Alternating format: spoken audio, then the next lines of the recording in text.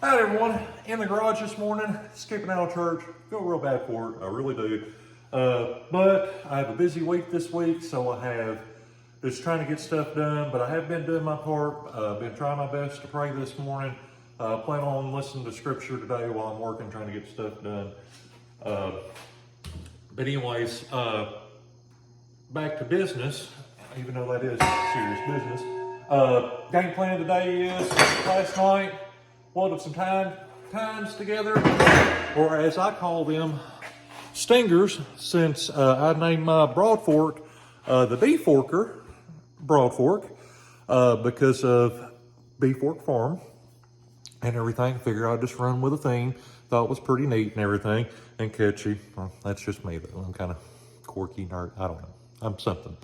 Anywho, these are the tines. This is what they look like after they're welded up. Not quite best job, but it is, or I don't know, 10:30, 11 o'clock last night, something like that. I don't know. I think it was after midnight by the time I finally got to bed. Anyways, reason why that I make them like this is because, and that's what they look like before I cut them out, or after I cut them out.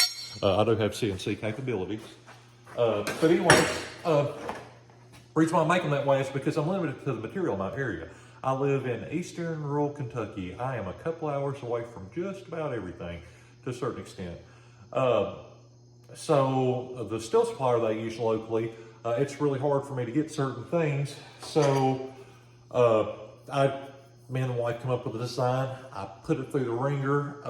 I've done a mess ton of testing. It took me altogether probably roughly about a year. Coming up with several different designs, doing testing, just testing and testing, just finding places. Where I live at is here in Eastern Kentucky, there's a lot of clay and there's a lot of stone in the soil, rocks, boulders, whatever you want to call it. But anyways, I was noticing on the original design, like let's say like this is actually one of the original designs, modified it just a little bit. But right here and stuff, even if I probably would have made this solid, I'm sure it still would have been a weak point and stuff because of Volcrum. Anyways, lifting material up, whatever it is, and stuff up under the soil, all the force on it, I'm sure it probably would have bent and deflect. It would actually, like kick off this way or that way.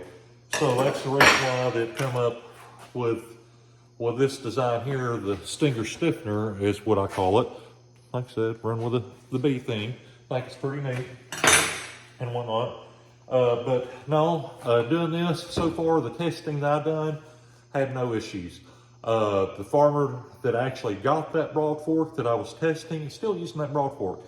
You should see the pictures that he has sent me. Actually, I think I've posted something before. I'll try to see if I can edit it in here somehow, some shape, form, or fashion. I'm not very good at that kind of stuff, but I'll see what I can figure out. But anyways, where his new little farm is, excuse me, apparently there was asphalt up under the soil, like soil level that you couldn't see.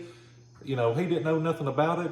And I can't remember how much he told me asphalt that he's removed, but using my broad fork, he has lifted up just big chunks of asphalt that was hidden up under the surface of the soil and had no clue about. But he was able to get it out, and as far as I know, I have not gotten no text, no phone calls saying that he's had a failure. When I have asked and stuff, I've gotten, just a thumbs up in the text, or he's like, man, this thing is still kicking. He's like, I love this thing. It's awesome.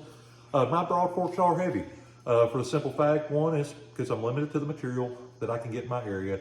And two is that I designed something that can hold up for me the way that I use things. And also in my area. Like I said, my area, it's a high clay content and a high stone, rock, boulder, however you want to call it, here in the Appalachian Mountains. Our topsoil is very rocky, to say the least. So I wanted to make something that could literally hold up and stuff. So when one day, if I'm out there reading on the phone, reading comments, whatever, folks, the biggest comment and the biggest complaint is that I want to hear is like, man, that thing's heavy.